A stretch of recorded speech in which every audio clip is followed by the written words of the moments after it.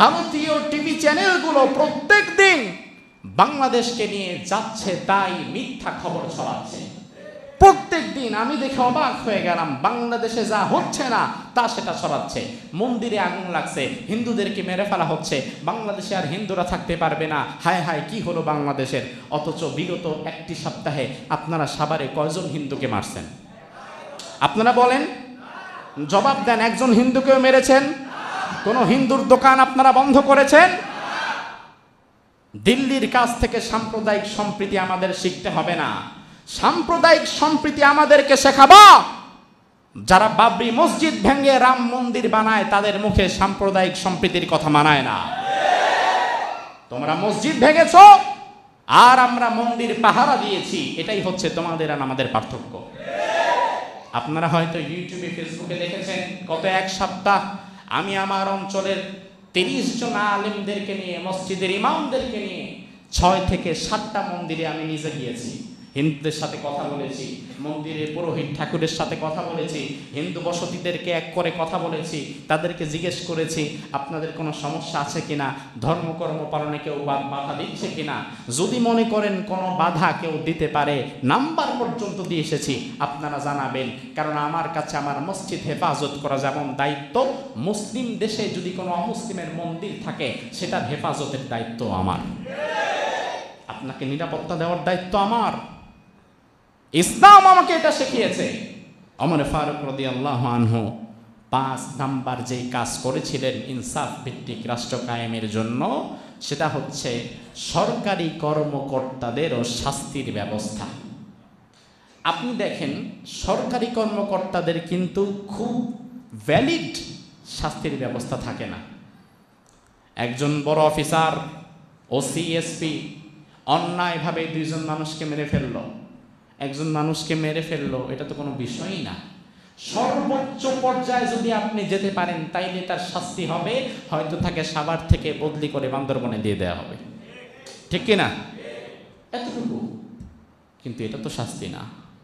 ওমর ফারুক নিয়ম করেছিলেন, সরকারি দায়িত্ব পেয়ে কেউ যদি কোনো নিরীহ মানুষের উপরে জুলুম করে আর এই বিচার যদি আমার পর্যন্ত আসে, ওই সরকারি অফিসার যদি তাকে একটা চর মারে, আমি সবার সামনে সরকারি অফিসারকে দাঁড় করিয়ে ওই গরিব মানুষটিকে দিয়ে তাকে চর খাওয়াবো।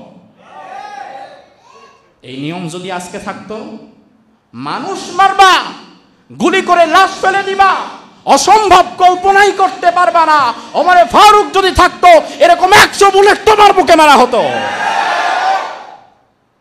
বেঁচে গেছো, ওমর ফারুক নাই। বেঁচে গেছো, খেলাফতে ইসলামী নাই, এমারতে ইসলামী নাই, মুসলিম বিশ্বের খলিফা ওমর এখন আর নাই। তবে আমরা আল্লাহর কাছে দোয়া করি, আল্লাহ, নবী আসবে না, রাসূল আসবে না, কিন্তু ওমরের মতো শাসকে যে আর দুনিয়াতে আসবে না, এমন কথা কি কোরআন হাদিসে কোথাও আছে? নাই। আল্লাহর হাবিব বলেছেন, আমার পরে কোনো নবী নাই, আমার পরে কোনো রাসূল নাই। লাউ কানা বাদি নাবিয়্যুন লাকানা ওমর। আমার পরে আল্লাহ যদি কাউকে নবী বানাতেন, আর কাউকে নয়, আমার ওমরকেই আল্লাহ নবী বানিয়ে দিতেন। সুবহানাল্লাহ। এজন্য আমরা আল্লাহর কাছে দোয়া করি, আল্লাহ, নবী আসবে না, রাসূল আসবে না, নবুয়তের দরজা তুমি বন্ধ করে দিয়েছ, কিন্তু ওমরে ফারুকের মতো যোগ্য সৎ নেতৃত্ব যে আর আসবে না সেটা তো তুমি বলো নাই। মুসলিম বিশ্বের এই ক্রান্তিকালে আল্লাহ তাআলা যেন আমাদেরকে ওমরে ফারুকের মতো একজন শাসক দান করে। আরো জোরে বলেন। ও ভাই আমার, ভালো করে বোঝেন, ওমরে ফারুকের মতো শাসক যদি আমরা পেয়ে যাই, তাইলে আমার এই ছোট্ট সুন্দর বাংলাদেশের স্বাধীনতা, সার্বভৌমত্ব হেফাজতে থাকবে। ওমর ফারুকের মতো শাসক যদি পেয়ে যাই, তাহলে আমেরিকা কিংবা দিল্লি কেউ আর আমাদের উপরে নাক গলাতে পারবে না। দাদা বাবুদের নজরদারি শুরু হয়ে গেছে এবং ভারতীয় টিভি চ্যানেলগুলো প্রত্যেক দিন বাংলাদেশকে নিয়ে যাচ্ছে তাই মিথ্যা খবর ছড়াচ্ছে। প্রত্যেক দিন আমি দেখে অবাক হয়ে গেলাম, বাংলাদেশে যা হচ্ছে না তা সেটা ছড়াচ্ছে। মন্দিরে আগুন লাগছে, হিন্দুদেরকে মেরে ফেলা হচ্ছে, বাংলাদেশে আর হিন্দুরা থাকতে পারবে না, হায় হায় কি হলো বাংলাদেশের। অথচ বিগত একটি সপ্তাহে আপনারা সাভারে কয়জন হিন্দুকে মারছেন? আপনারা বলেন, জবাব দেন। একজন হিন্দুকেও মেরেছেন? কোন হিন্দুর দোকান আপনারা বন্ধ করেছেন? দিল্লির কাছ থেকে সাম্প্রদায়িক সম্প্রীতি আমাদের শিখতে হবে না। সাম্প্রদায়িক সম্প্রীতি আমাদেরকে শেখাবো যারা বাবরি মসজিদ ভেঙে রাম মন্দির বানায়, তাদের মুখে সাম্প্রদায়িক সম্প্রীতির কথা মানায় না। তোমরা মসজিদ ভেঙেছো আর আমরা মন্দির পাহারা দিয়েছি, এটাই হচ্ছে তোমাদের আর আমাদের পার্থক্য। আপনারা হয়তো ইউটিউবে ফেসবুকে দেখেছেন, গত এক সপ্তাহ আমি আমার অঞ্চলের 30 জন আলেমদেরকে নিয়ে, মসজিদের ইমামদেরকে নিয়ে 6 থেকে 7টা মন্দিরে আমি নিজে গিয়েছি। হিন্দুদের সাথে কথা বলেছি, মন্দিরের পুরোহিত ঠাকুরের সাথে কথা বলেছি, হিন্দু বসতিদেরকে এক করে কথা বলেছি, তাদেরকে জিজ্ঞেস করেছি আপনাদের কোনো সমস্যা আছে কিনা, ধর্মকর্ম পালনে কেউ বাধা দিচ্ছে কিনা। যদি মনে করেন কোনো বাধা কেউ দিতে পারে, নাম্বার পর্যন্ত দিয়ে এসেছি, আপনারা জানাবেন।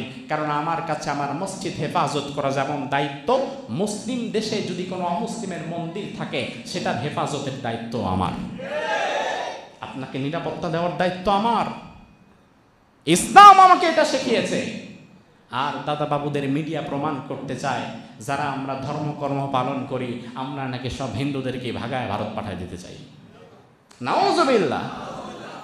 এজন্য আমার ভাইয়েরা বিশ্বাস করেন, ইসলাম ছাড়া অন্য কোথাও শান্তি, এক আল্লাহ ছাড়া অন্য কারো উপর ভরসা করা যাবে। নেত্রীর উপরে ভরসা করে লাভ নাই, নেত্রী পালিয়ে যাবে।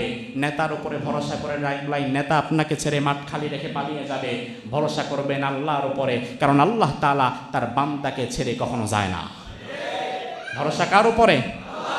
আমরা যেন আল্লাহ সুবহানাহু ওয়া তাআলার প্রতি পরিপূর্ণ ভরসা করতে পারি। আল্লাহ তৌফিক দান করুক, বলি আমিন।